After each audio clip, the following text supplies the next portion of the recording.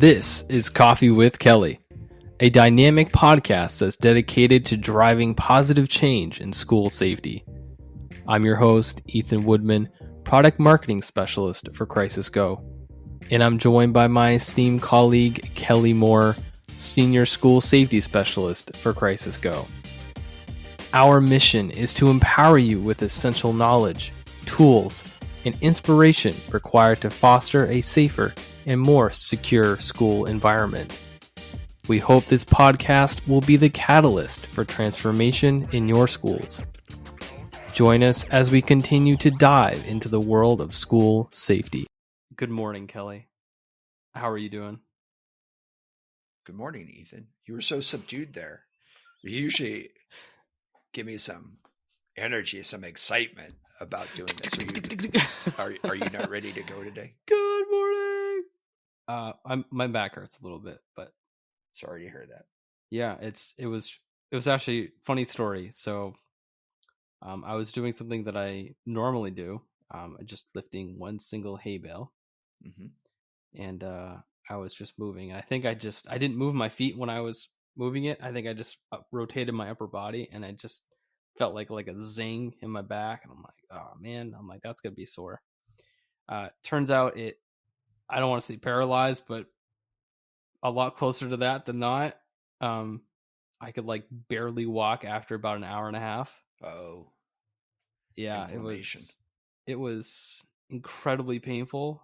So then I went to the doctors, and then I went to the chiropractor because they'll just do an x-ray for me just to make sure I didn't do anything super crazy. And he looked at it, he's like, yeah, no, it just doesn't seem totally out of place, but he's like, I guess maybe this was just the straw that broke your back. Ding. I was like, really? He's like, oh, I didn't realize that was kind of like a pun. Kinda. Oh man. Literally. Yeah, chiropractors are funny people. That was my Sunday. How much does a bale of hay weigh? Well, they vary. It depends on who's doing it and how tightly you're packing them. But these ones are 50 pounds, which is a little bit on the heavier side, I think, for that particular size. They make hay bales that are bigger that are intended for a tractor to move. But yeah, I've seen those. What do we got today? What's going on today? Well, we'll keep with our format here. So this is our in the news section. What's in the news today? So on Friday, so just a few days ago, I'm trying to remember where I know this school name. I'm trying to remember where it was. It's not important. Yeah, whatever. Okay, so somewhere in the U.S. Somewhere in the U.S. It's a school that had metal detectors and clear backpacks. That was part of their policy, that all the kids had to wear clear backpacks and go through a metal detector. And even with that, a kid managed to bring in a gun into school.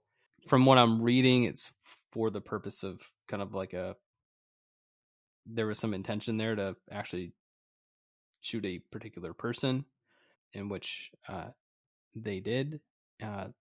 Luckily, from what I'm seeing, what I've read so far, they are still alive. Obviously in the hospital, so that's good. But the not so good part is, how did he manage to get into the school if he had a clear backpack and went through a metal detector? So that following Monday, the kids were, still expected to show up to school like nothing happened, and they all grouped together and they all walked out. All the students in that school walked out of that building. Was this an organized protest, or was it, do you know? Was it an organized protest, or did people just say, I don't want to be here, and started walking, and then people started walking with them? That's a good question. Yeah, I don't know if it was something that was organized beforehand. I'm assuming it was organized beforehand because I'm seeing some pictures of people with a bunch of signs and stuff. So I'm like, there's no way that they made those that day. So I'm Yeah. assuming they made them over the weekend and brought them, and probably just walked in school and then just walked right out or never went in. So they obviously had some news people show up, and You were saying earlier that there was a pretty bold statement by one of the students, right? yeah, so the news obviously was doing some interviews, and they stopped students, and they said they were concerned for their safety and that the people hired to keep the campus safe were not doing their job. Mm. Yeah. So there's a lot to unpack here, right? Can you In this, imagine having a student come up to you and say, like, I don't feel safe because you're not doing your job? yeah. But this is That's some powerful stuff right there. this is fundamental to what we do and why we do it, right? Yeah. Is kids cannot meet their potential, let's say it in that way, if they don't first feel safe. Yep. There's all kinds of other reasons why they can't meet their potential, but fundamentally, if they don't feel safe, there's almost no chance they're going to meet that potential. Obviously, I'm not a psychologist or a statistician, so I don't know what those percentages are. But in Maslow's hierarchy of needs, security and safety is right down there at the very foundation of Yeah. your existence. And it causes all kinds of issues and emotional issues, just whether or not they feel free to express themselves, free to learn, free to engage in the educational experience. Fundamental. So now let's talk a little bit about the steps that were taken. So metal detectors, clear backpack or bag policy, right? So they can be easily searched, and yet the gun was there.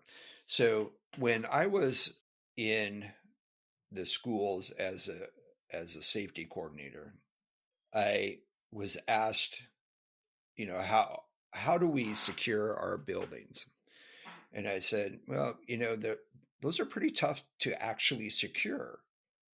And, so we look at our security from a single point of entrance, right? A single entry point, and everyone has to walk through there.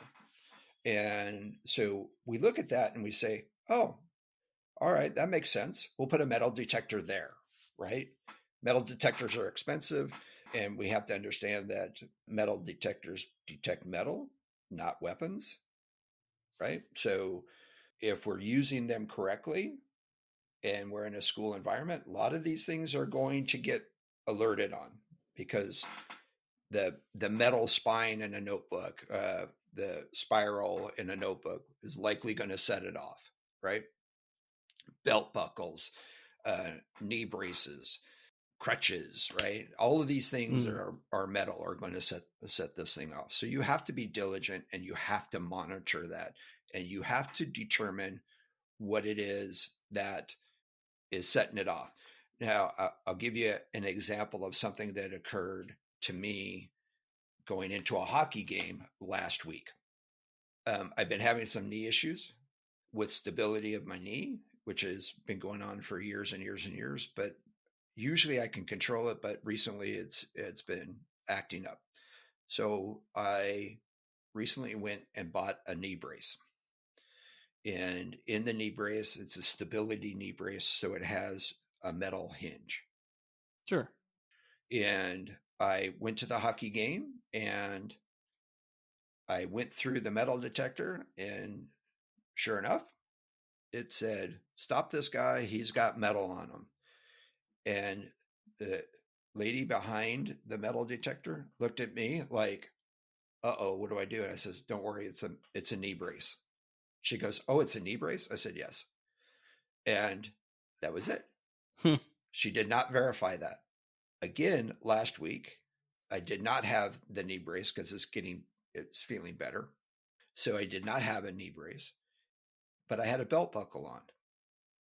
And I was standing in line, and coincidentally, I'm behind a couple of guys who are a little upset because there's a different guy at the station this time, and he is being diligent about his searches, and they're upset. Some people take their jobs way too serious. Really?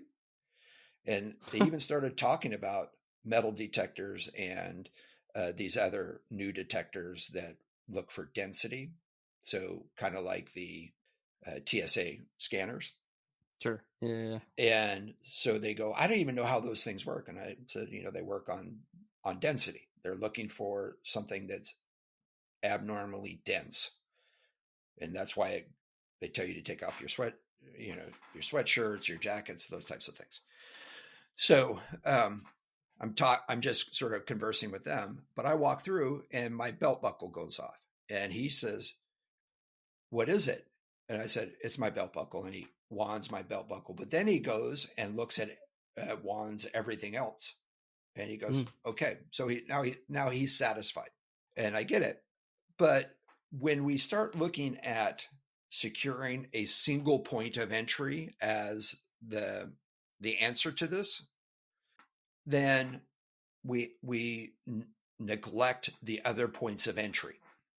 And what I mean by that is I started to say in our schools, in the area that I was, for the district that I was the coordinator for, the municipalities also designated every school campus in their area as a park. So they could use those facilities and share those facilities on weekends and after schools for recreational leagues, little kid football, baseball, basketball, those types of things. They could use them for practice, for little league and things, things like that, right? So during after hours, these campuses are wide open. And so during a conversation I had with a safety, it was the person responsible for safety, not necessarily a safety coordinator, called me up and said, "Hey, Kelly, how high does a fence have to be to really be considered secure around the perimeter?" And I said, "Okay," because you'll see a lot of schools that have a fence. The fence is really to keep kids in, because it's only like 4 feet high, as opposed to keep people out. Right.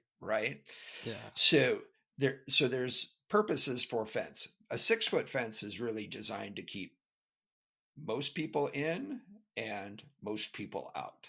But even at that, those fences are usually like wired, just chain link fence, right? Chain link fence with no ouchy things on the top to prevent them from scaling, right? Yeah, it doesn't take a lot to climb over those. Yeah, I said, in your city, does the municipality designate your schools as parks? And she said, yes. I said, so they're open all weekend, right? Yes.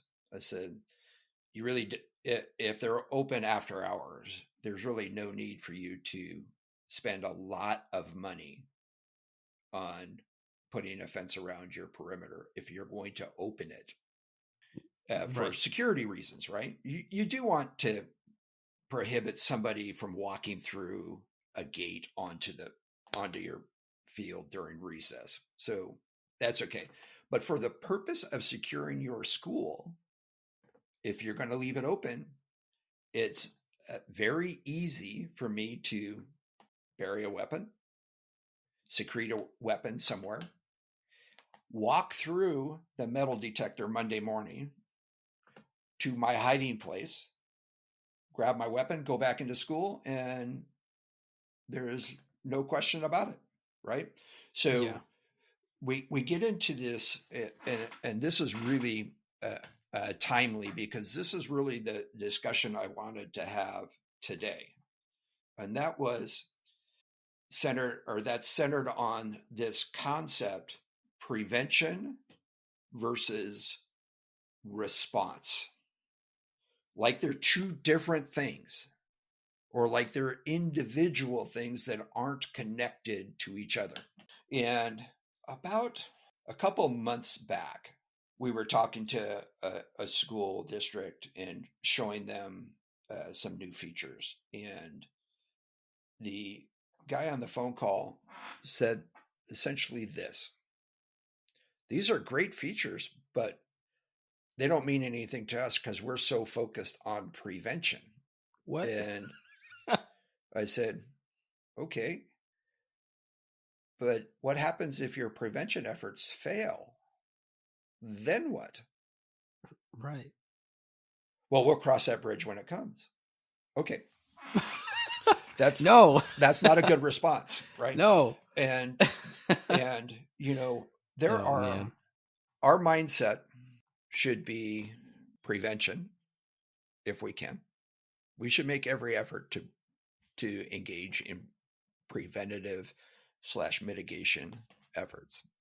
Then we should plan for the failure of that.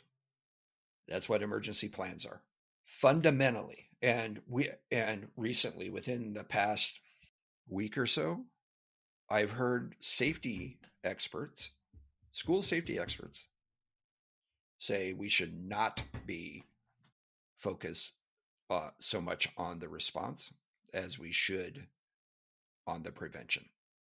Prevention is where it's at. Do you think it's like a 50-50 kind of thing, or is it like is there a time and place for each one? I think my initial reaction would be that they both have their place, and that you should probably have the same amount of focus on all of those stages. So those are two of the four that right. we typically talk about, right? That's why I said all of the phases, because I know there's right? four. Yeah. So it's not 50-50. It's a balance. 25. Whatever. Yeah. Okay. Whatever. It should be a balance between, and the balance can tip one way or the other depending on where you're at in your process. Right. Because let's say you're a school and you've been doing all this stuff. You have panic buttons, you have all of those response type of tools at your disposal, and now you're starting to be more familiar with, oh, this company has a new tip line thing, like, oh, I should probably look into that.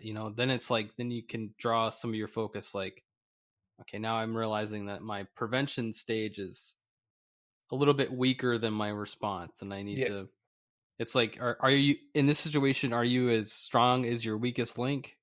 Yeah, exactly. Right. It's kind of one of those. Right. It is. And it takes constant nurturing of the four phases when we talk about prevention, mitigation, preparedness, response, recovery, right? That'll cover all of those things. And you can't neglect any of them. You can maybe prioritize some within where you're at, right? If you're starting from scratch, and if there's a school out there that's starting from scratch at this stage, then we have bigger issues, right? I'm going to say that sounds like a very scary situation. Right. But prevention takes a lot of effort. And prevention is a process that generally gives us a false sense of security. And why I say that is because prevention measures aren't readily available. And if something bad doesn't happen, we naturally assume it's because of our prevention efforts as opposed to luck of the draw. So if we are engaging solely in prevention and we believe that we are successful because nothing has happened, we have to kind of switch that thought process, because we may be successful because Nothing's happened. Nobody's targeted our school. The real measure of preventative acts is what we're starting to measure now. We haven't measured forever, and I don't know why. It's trying to measure the averted acts. We prevented an act from occurring. We knew it was coming. We saw it early. We identified the risk and the threat, and we prevented that from occurring. Not just throwing a bunch of stuff in the front of the school and saying, "Okay, we're good here, and we're going to prevent it."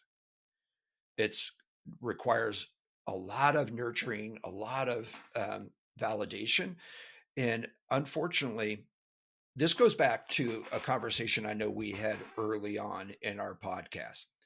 And how do you measure prevention?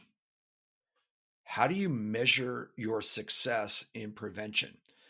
And I use this scenario from when I was actually a commander having this conversation with a community group, and they were, I forget the reason they were upset with something, and I said, they said, "You guys just drive around," and I said, "Okay, but that's preventing." And they go, "What do you mean by that?" I said, "It's very difficult to measure because we don't know what's going on in the area. But when I drive a marked police unit in an area, people slow down. Did I prevent an accident? Maybe. Who knows? Did I prevent a pedestrian from being killed? Maybe. Nobody knows. We can't measure the prevention. Did I stop an armed robbery when I drove through the parking lot of a mall or a shopping center? Who knows?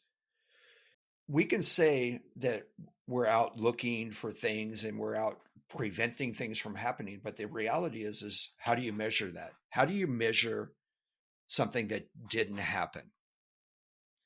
And the answer to that is you really can't. So you can't sit back on that and say our prevention measures are effective, right? And it's very difficult for us to identify every threat and prevent that threat from occurring. If that's the case, then we have to look at the other three aspects of your emergency planning and management program. You have to plan for, prepare for, respond to, and recover from the failure of that prevention. And in fact, even though FEMA still currently officially has prevention, preparedness, response, and recovery as their 4 phases, almost everyone adds mitigation to the prevention. What's the difference between prevention and mitigation? Prevention is stopping something from happening. Mitigation, by definition, I guess it's inferred definition, that you're going to fail at prevention. So you need to reduce the impact or the effects of your failure to prevent, right? So mitigation is I'm trying to reduce injuries, deaths, lawsuits, risk, whatever. I'm trying to reduce all of that so that the impacts or the effects of that are decreased and are lessened. Now we go back to that story, right? Here's mitigation. We have a high school student who somehow gets a gun into the school. And if I remember correctly, he shoots one of his classmates in the leg or something like that, right? Yeah. And I don't know exactly the events that occurred immediately after. So our prevention of getting that gun in there failed. Yeah. Right? We took Utterly steps to failed. prevent that from occurring, and it failed.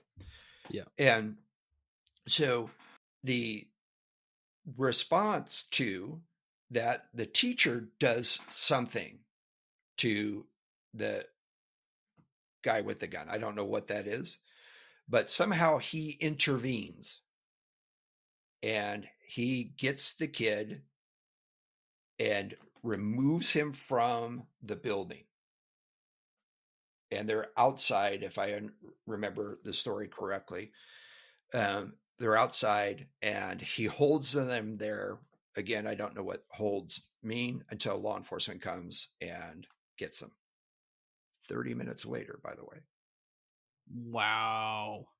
So not that that's a bad thing for law enforcement, but that happens when they're trying to figure everything out, right? Right. You could tell right off the bat that there was no process or, something wasn't trained. So that's true, but the actions of the teacher were to respond to the shooter in a manner that mitigated the potential results there. Right. It could have got worse. And in fact, they said there were other people that he was targeting. Oh, really? Yeah. Wow. So, or at least Man. the clip that I saw. So from that perspective, prevention failed, mitigation and response took over. And we have to assume, and maybe not, maybe this is just the way the teacher is, because there are those people who just responded to it. We've talked Right. about just a reaction. And yeah, we talked a lot about the reactionary gap. mm-hmm. And if that teacher said, okay, if this happens, I'm going to do this, that reactionary gap is pretty small. He's preparing himself to respond. And, we should all be thankful that that's what he did, right? Whether it was trained or part of that process or whatever, but it's something that he immediately responded and intervened and mitigated what could have been much, much worse. Right? So Yeah. failure to prevent, a quick response to mitigate, holds over so that they can recover to the point where somebody, and probably not rightfully so, but somebody said, okay, this was a relatively small incident. We're going to start school on Monday. Yeah. What do you think about that? Like, after a shooting on a Friday, would you recommend a school just go back to regular business on Monday? Depends. It appears to me that the kids did not feel safe. And so, yeah. in fact, they're saying that these people who are hired, and again, I don't know if they have somebody who's specifically hired to keep them safe. Let's come back to that, right? But what's the recovery plan? We have a prevention plan. We have a preparation plan, right? We're going to train, we're going to do these drills, we're going to do that stuff. And we have a response. If this happens, then we're going to do this, lock down, notify law enforcement, notify the fire department. We're going to get everyone here to help us. Where's the recovery plan? Where are our counselors? Where are our emotional support people, guidance, whatever, psychologists, therapists? Where are those that need to be debriefed? What are we going to do the next day? If something like this happens at our school, are we going to open the next day? These are questions that you as a district, as a community, have to answer. And obviously, the kids and probably some of their families didn't feel like that was enough. And they, if I remember correctly, the entire school walked out, right? Yeah. So if they plan on opening the next day, the next school day, there was a weekend between, it happened on a Friday, and they were told they had to come back to school on a Monday. If that's the case, what has to occur to make them feel safe?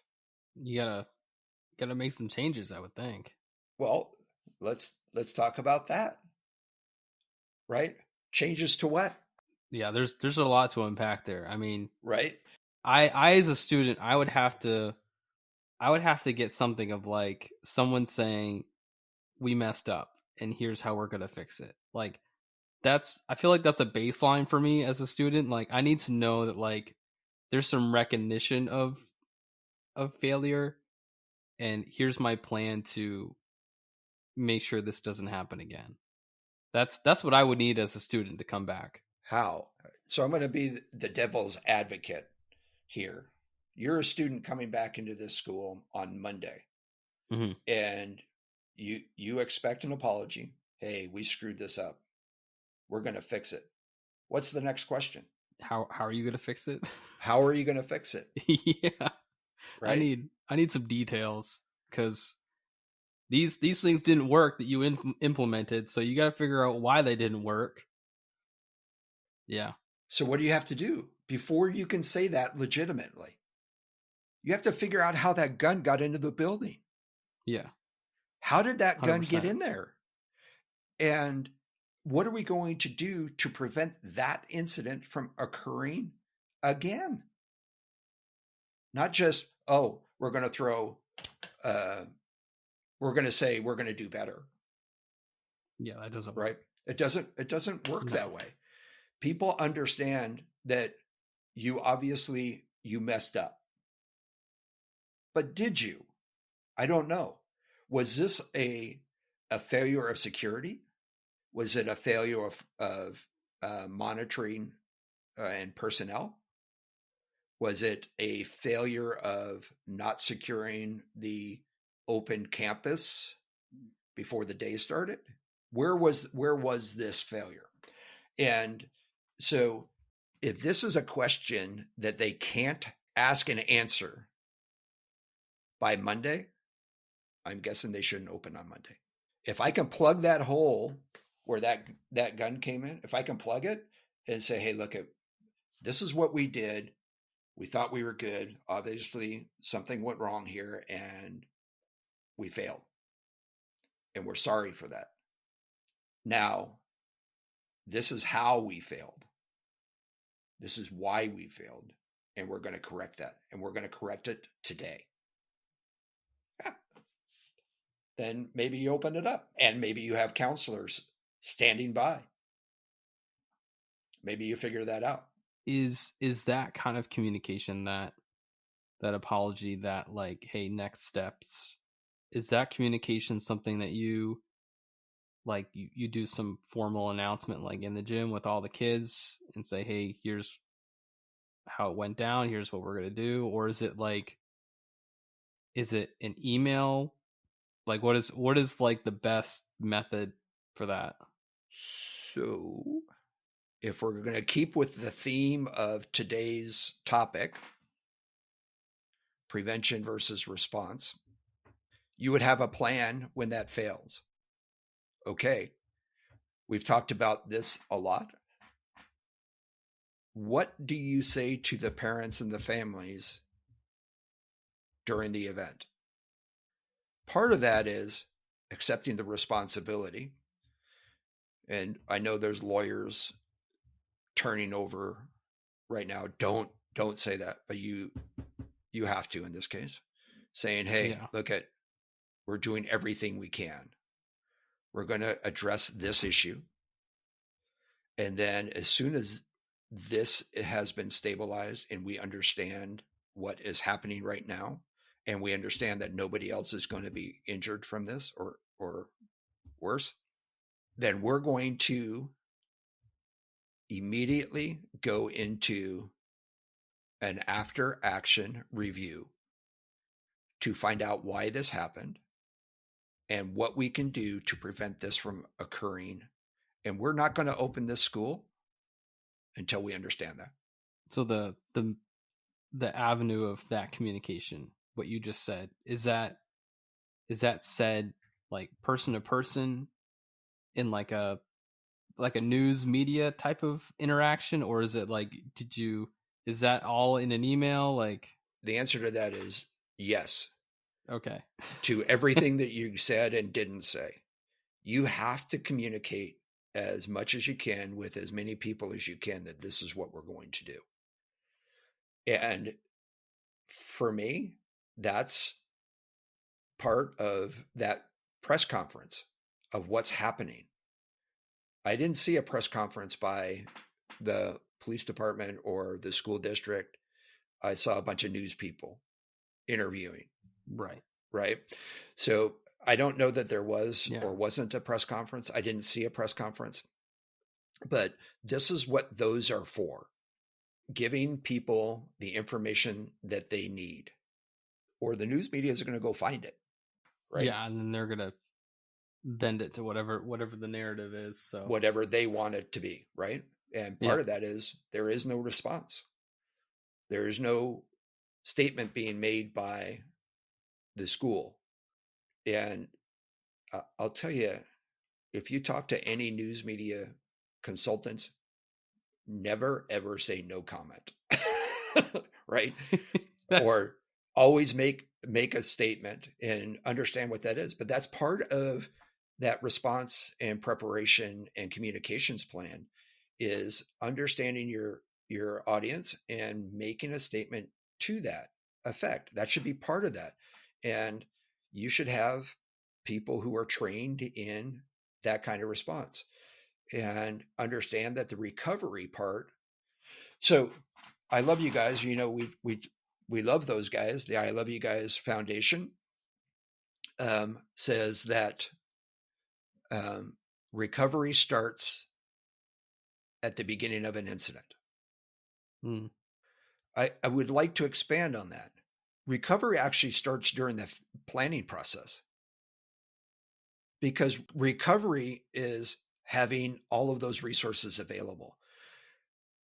Good communication during an incident with people who are completely stressed and some hysterical because they're always thinking the worst. And I totally understand that. But having the ability to get good quality information to them is part of that recovery plan, right? Having those resources identified so that if something happens, they know what they're going to do, they know how to respond, and they're going to respond quickly. And, you know, are you going to have a counseling session the day of that event?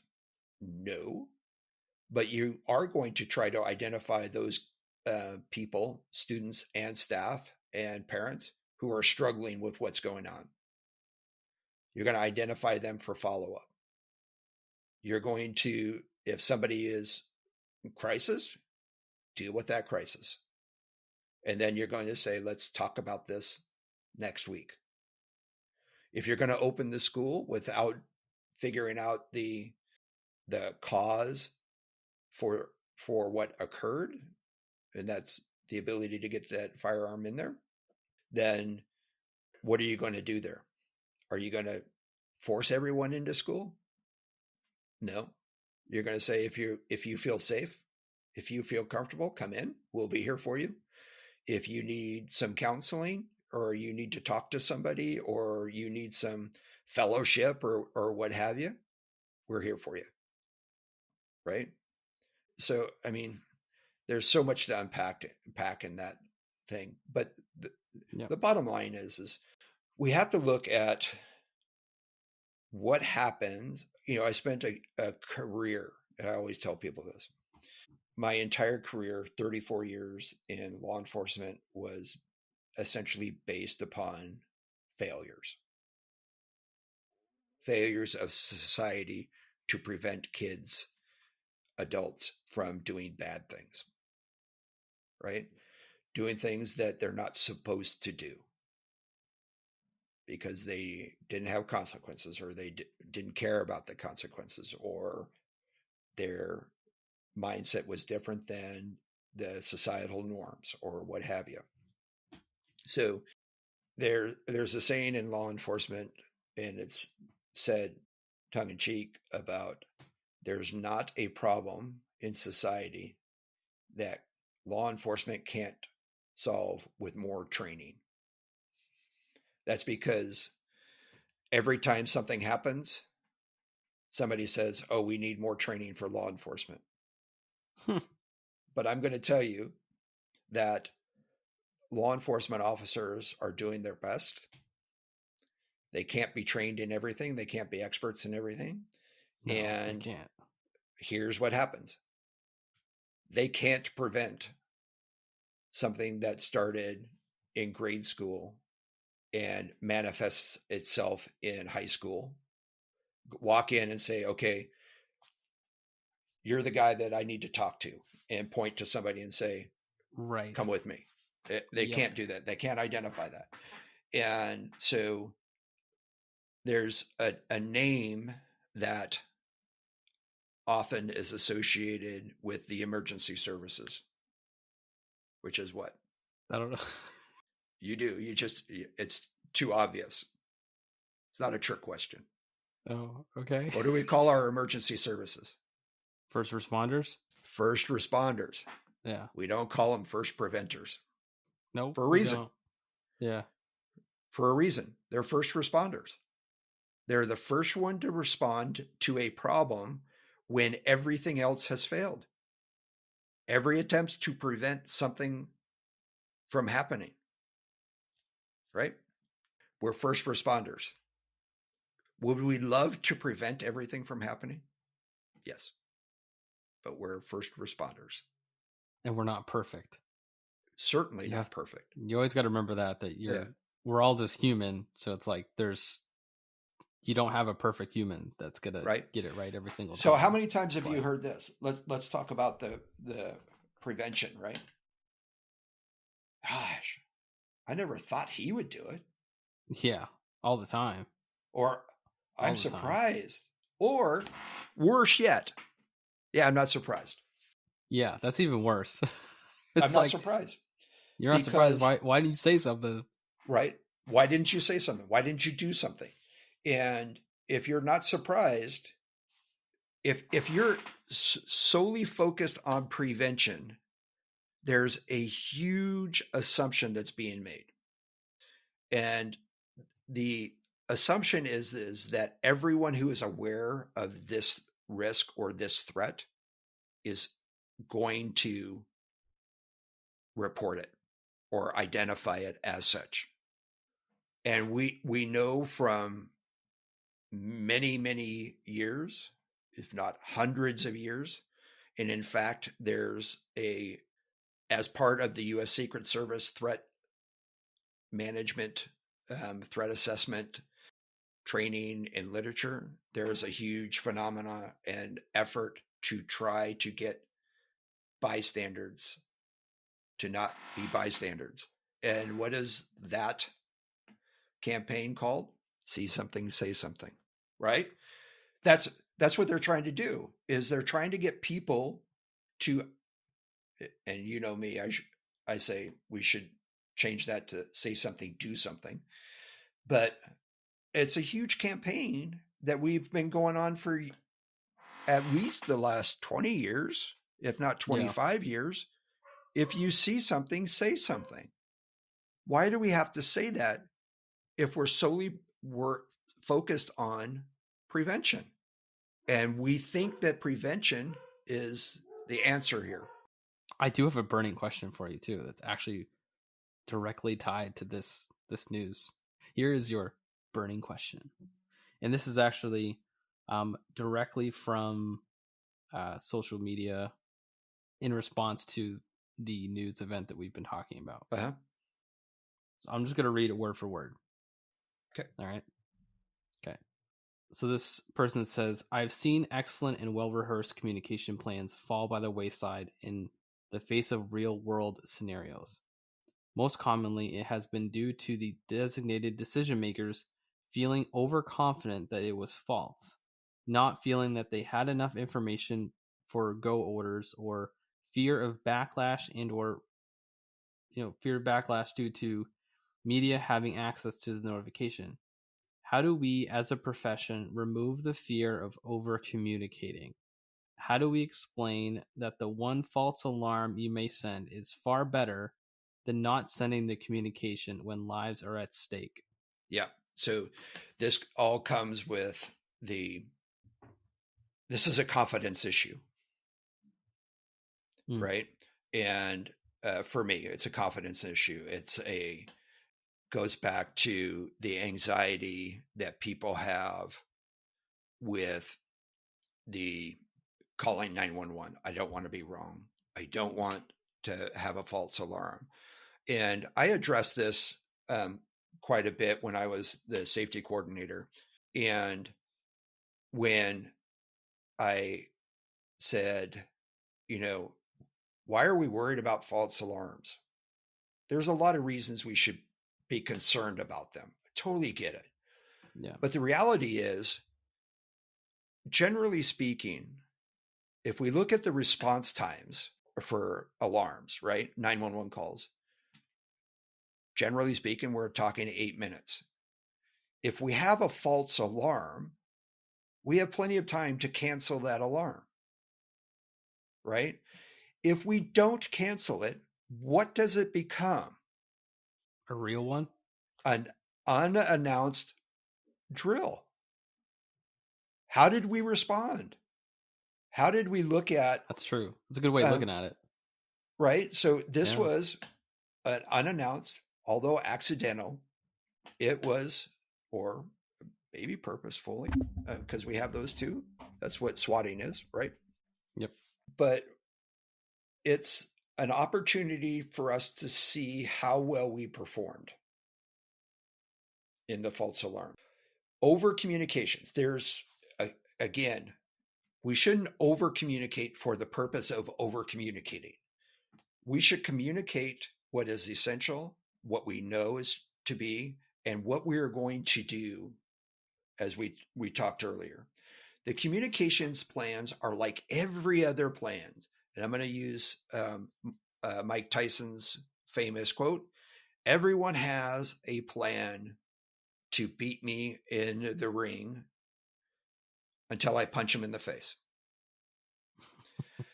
In the military, that statement is every battle plan is perfect until the first shots are fired, or something to that effect, right? Yep. So every plan is as good as they can be, and they're only as good as you train with them. We can have plans, and this is why I say we should plan until what? Or we should practice till what, Ethan? Until you can't get it wrong. That's right. Not only till we can get it right, but till we can't get it wrong. That's the battle plan, because law enforcement, military, all of these guys who have to respond to and or engage in acts of violence and very high stressed incidences, they say you always revert to your training. And if you're actually training to the point that you need to for a school shooting or a school act of violence, then that's where things get muddied, right? And that's where you have a failure point in communication, is because they're not training to the point where they understand exactly what they should do, right? And you can't train for every situation. No, you can't. But you can train on how to respond to every situation. If you look at what your objectives are, right? You have clear objectives and you train to your objectives.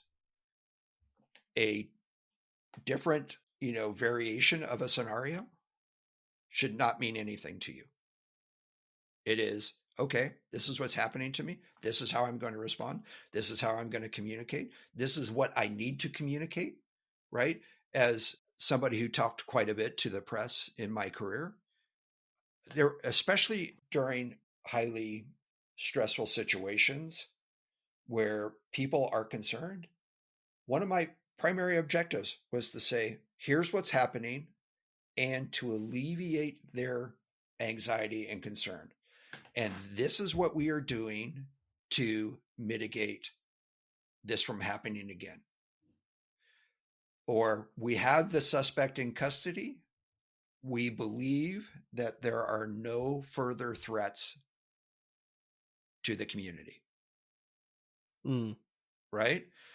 And if you look at news stories now, you will see that almost as a standard statement when we're talking, Yes. where law enforcement is speaking to the public about a shooting spree or a gang fight or a large scale event.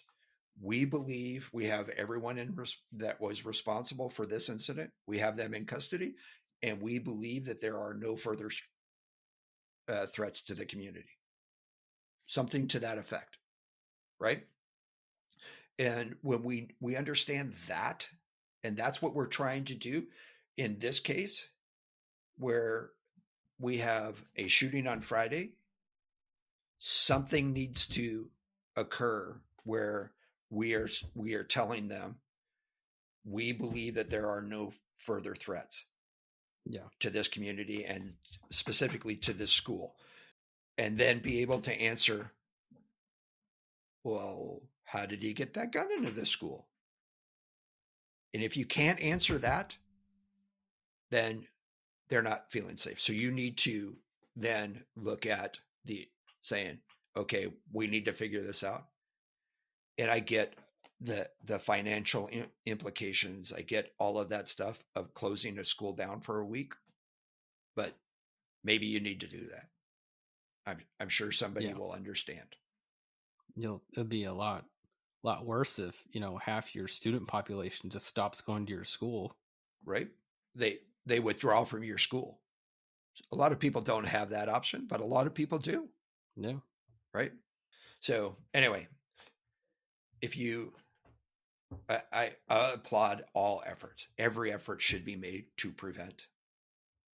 But I also understand that even in our best efforts, we're going to fail at that. And is that tragic? Yes. But I understand that failure is inevitable at some point. So rather than dwell on that, I'm going to start training. I'm going to start planning for and executing the plans to respond to those failures, and hope that my actions and my response get into the mitigation and they save lives. Not, I mean, because that's what we're really talking about here, right? Yes. We're planning to respond in hopes to mitigate further injuries or deaths, right? And we say this, during an active shooter incident, what are the three objectives, the three primary objectives that you should have in every active shooter situation? This is your I'm going to get you on this. I know this. I know. I'm trying to. I'll give you the first word. No, Stop. don't give it to me. Don't do it. It's like stop the killing, stop the dying, start the recovery. That's right. Yeah. It's that simple. Yeah. Right? Stop the killing. Why? Because we don't want that.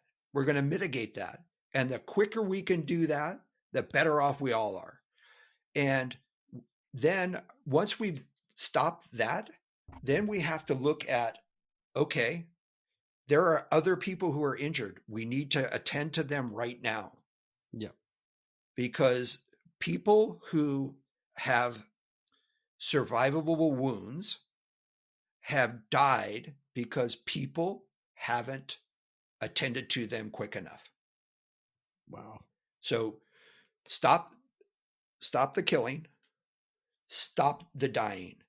And as soon as you stop the killing, you should stop the dying. Get them to medical facilities as quickly as you possibly can.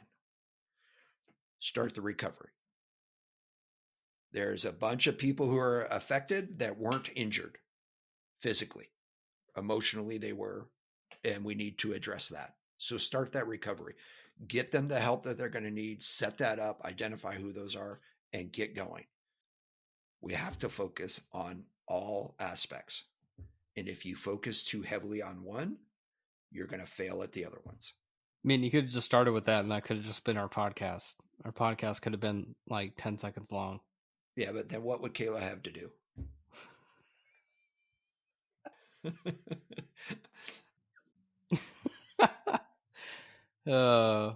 She's totally going to kill us when we tell her this is an hour long.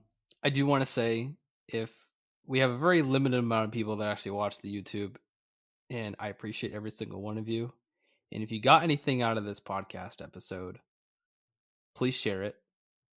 Share it to all your friends and family and get them to subscribe. We're trying to get our subscribers up. We are. Because once we get to a certain level, then we can start doing some cool stuff. So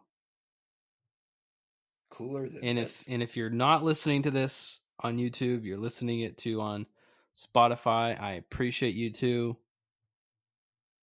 But chances are you have a YouTube username or whatever, a Google name. So get on YouTube, subscribe, help us out. Help us get the word out of school safety. Awesome. If you enjoyed today's episode, please like, subscribe, and hit that notification bell. And if you have any questions about what we discussed, leave a comment on our website at crisisgo.com. Thank you for joining us today, and we'll see you next time on Coffee with Kelly, a discussion on school safety.